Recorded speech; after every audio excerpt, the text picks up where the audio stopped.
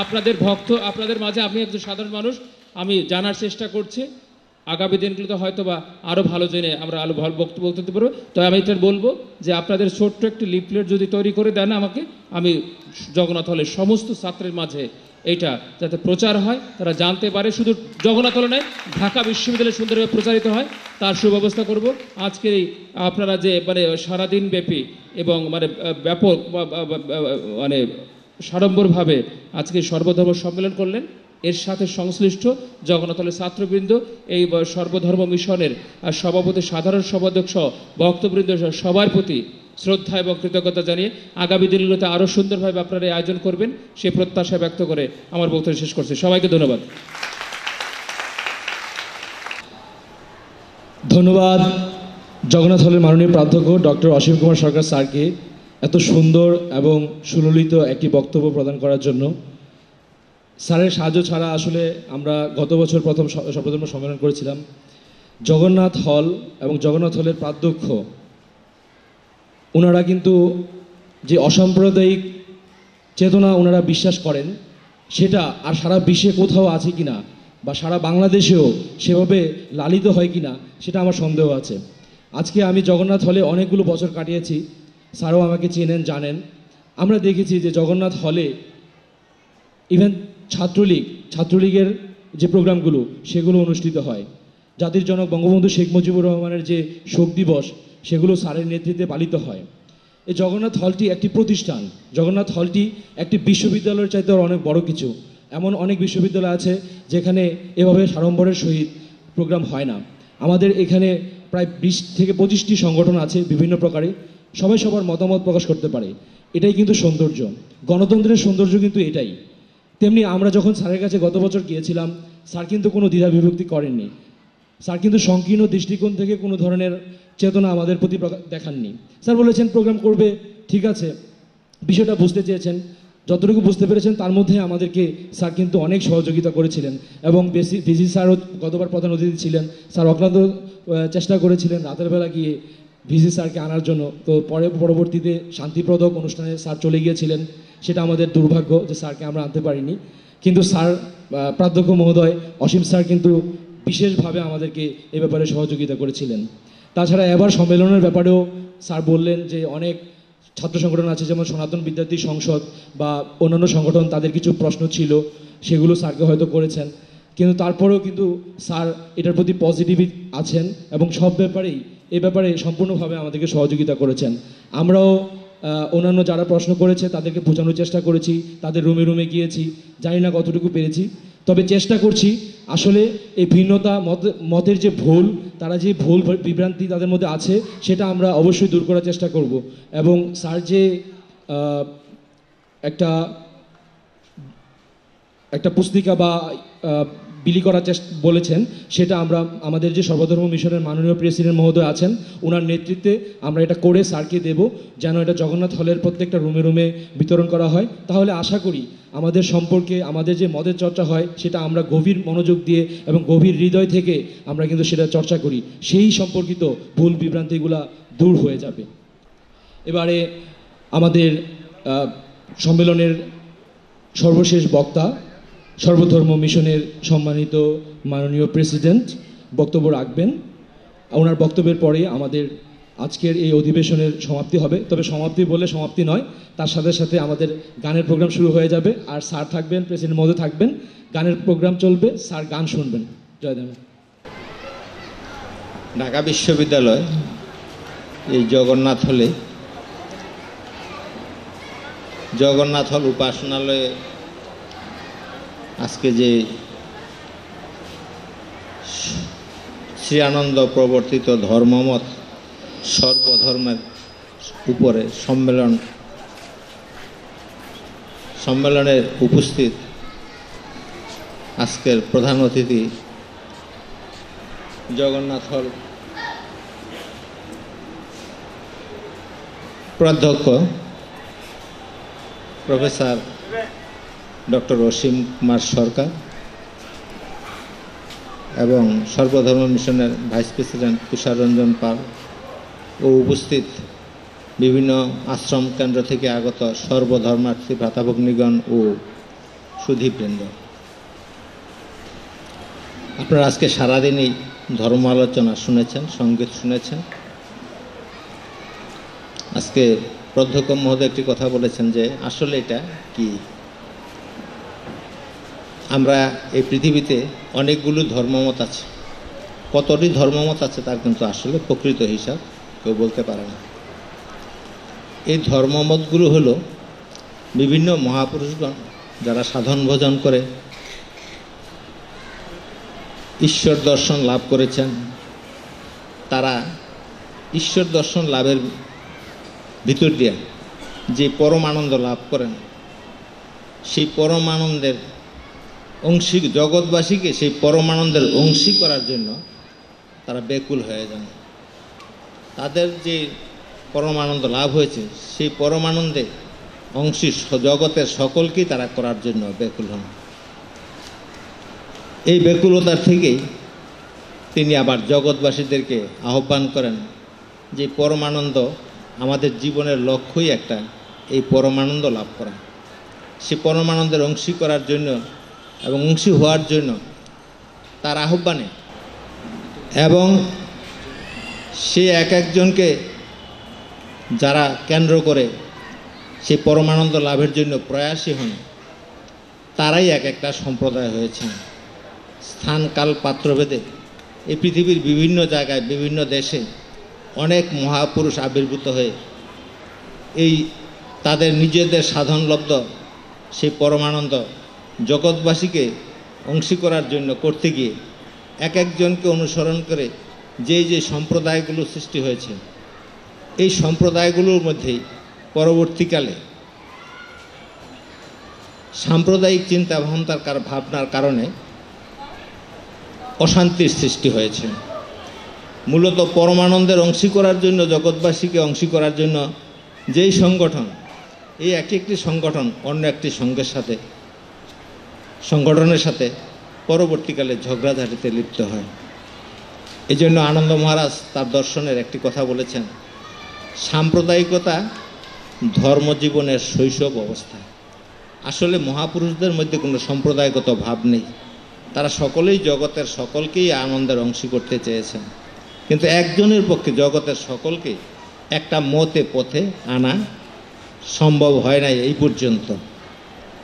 তা যেহেতু সম্ভব হয় নাই, এক একজনে এক একটা মত, মানে প্রত্যেকের যে সাধন ভোজন করে যেই পদ্ধতিতে কাজ করে সে পরমানন্দ লাভ করেছেন, তারা সেই পদ্ধতিটাই এক এক জায়গায় প্রচার করে গেছেন। এর ভিতর দিয়ে সম্প্রদায় সৃষ্টি। আর মহাপুরুষদের পরবর্তীকালে তাদের অনুসারীদের মধ্যে কিন্তু ঝগড়াঝাটি।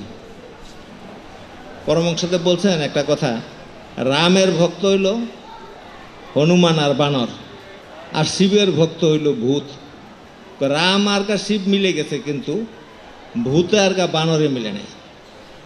তদ্রূপ এই মহাপুরুষদের মধ্যে কোনো বিভেদের ভাব নাই, তাদের বাণীর কোথাও বিভেদের কোনো কথা নাই, কিন্তু এই অনুসারীদের মধ্যে যত বিভেদের কাণ্ড। এক একজন এক একটা মতে সাধন করার জন্য বলেছেন, সাধন প্রয়াসী যারা। আমরাও দেখি এই সংসারে এমন দুইটি লোক পাওয়া যায় না যাদের মধ্যে স্বভাব, প্রকৃতি এবং চেহারা একরকম। এই কথাটাই আনন্দ মহারাজ বলছেন, যেহেতু স্বভাব, প্রকৃতি এবং চেহারা এক একজনের একরকম। আর আমাদের প্রভু স্যার বলে গেছেন যে তিনি অদ্বৈত। অদ্বৈত মানে কি? ঈশ্বর ভিন্ন কিছু নাই। তো নাই থাকবে তাইলে এই জগতের এত লোকজন কোত্থেকে আসলো? এটাই বলছেন কেউ কেউ যারা অদ্বৈতবাদী, তারা বলেন ঈশ্বর নিজেই সকল হইয়া প্রকাশিত হয়েছেন। এই জগৎটা ঈশ্বরেরই প্রকাশিত রূপ অদ্বৈতবাদীদের ভাষায়। তাহলে আমরা যে পৃথক পৃথকভাবে দেখি এক একজনকে, এটা আমাদের অজ্ঞানতা। জ্ঞান উদয়ের সাথে সাথে আর পৃথক বোধ, অস্তিত্ব বোধ থাকে না।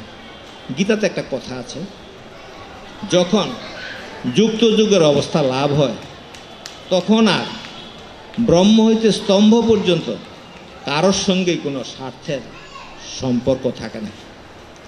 অর্থাৎ কেউ আপন কেউ পর এই অবস্থাটা থাকে না।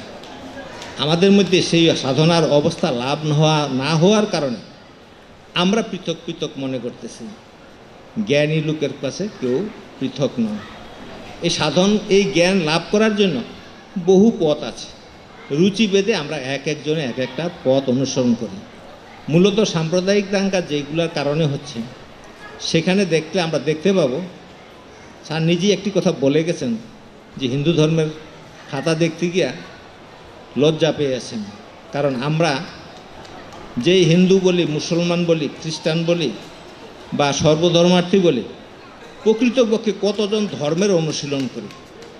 এই অনুশীলনটা আমরা করি না, কিন্তু আমরা একটা সম্প্রদায় বলে মনে করি।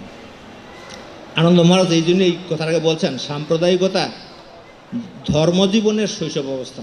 কারণ ঝগড়া করে শিশুরা, বয়োবৃদ্ধ জ্ঞানী লোকেরা ঝগড়া করে না। এই জন্য এই সাম্প্রদায়িকতাটা শৈশব অবস্থা। উনি বলেছেন এই যত মত এবং পথ হয়েছে, এক একজনে একটা মত তার স্বভাব অনুযায়ী নেবে।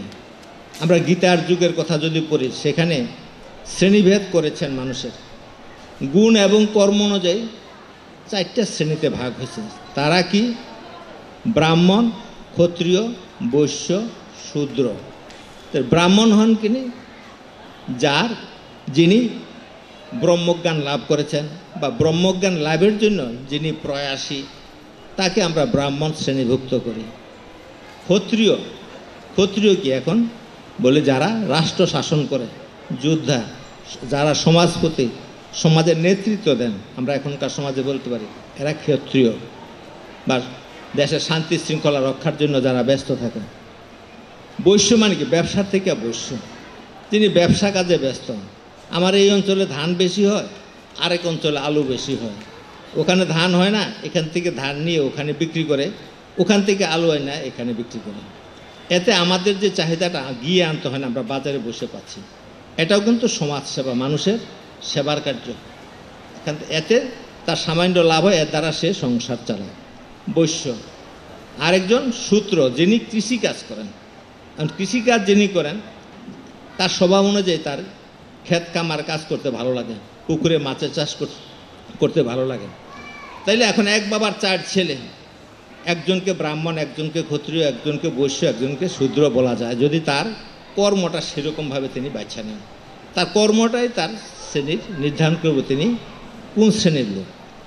আর এখন যে প্রচলিত ধারণাটা ব্রাহ্মণের ছেলে ব্রাহ্মণ, এই কথাটা কিন্তু গীতার কথা নয়। কথাটা হলো প্রকৃত যিনি যেই গুণের অধিকারী, সেই গুণটাই হলো তার পরিচিতি। কাজেই এই যে ধর্ম নিয়ে বিরোধ, এক বাবার 4 ছেলে 4 গোত্রেরই হইতে পারে, 4 সম্প্রদায়ের হইতে পারে। তাইলে আমরা যে ধর্মমতগুলো গ্রহণ করি, বিভিন্ন মহাপুরুষরা সাধনার কিছু পদ্ধতি এক একজনে এক এক রকম বলছেন। ইসলাম ধর্মে হযরত মুহাম্মদ বলেছেন যে তোমরা 5 ওয়াক্ত নামাজ পড়ো, রোজা রাখো, এবং এইভাবে যে ওনার অনুশাসন, এই অনুশাসনগুলো যারা মানে না, এই কর্মগুলো করেন, তাদেরকে আমরা বলি ইসলাম ধর্মের লোক। এখন এই অনুশাসনকে সঠিকভাবে যারা পালন করে, তাদেরকে ইসলাম ধর্মের বলি। তদ্রূপ এরকম বিভিন্ন হিন্দু ধর্মে আছে কি মূর্তি বানিয়ে পূজা করা, ইসলাম ধর্মে মূর্তি পূজা বিশ্বাস করে না। কিন্তু হিন্দু ধর্মে মূর্তি বানিয়ে পূজা করার পদ্ধতি প্রচলিত আছে।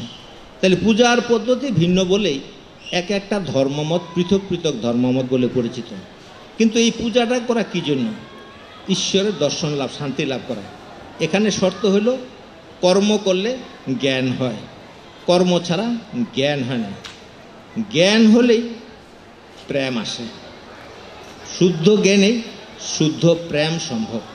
এই প্রেমেরই দরকার। আমাদের জগতে এখন প্রেমেরই সবচেয়ে অভাব। আসলে জ্ঞান ছাড়া প্রেম হয় না, প্রকৃত ভালোবাসা হয় না। এখনকার যেই কথা বলি আমরা প্রেম, যেমন আমরা দেখি ভাগবতে আছে শ্রীকৃষ্ণ বৃন্দাবনে লীলা করেছিলেন গোপীদেরকে নিয়ে। সেই লীলাটাকে বলে কি? রাসলীলা। সেই রাসলীলা, রাস কথার অর্থ কি?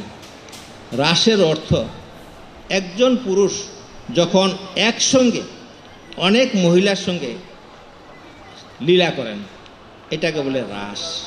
তাহলে একজন পুরুষ অনেকের সঙ্গে লীলা কিভাবে করেন? তখন তাকে সে একাই বহু হয়। আর তার একটা গুণ আছে, সে ইচ্ছা করলে নিজে একা বহু হইতে পারে।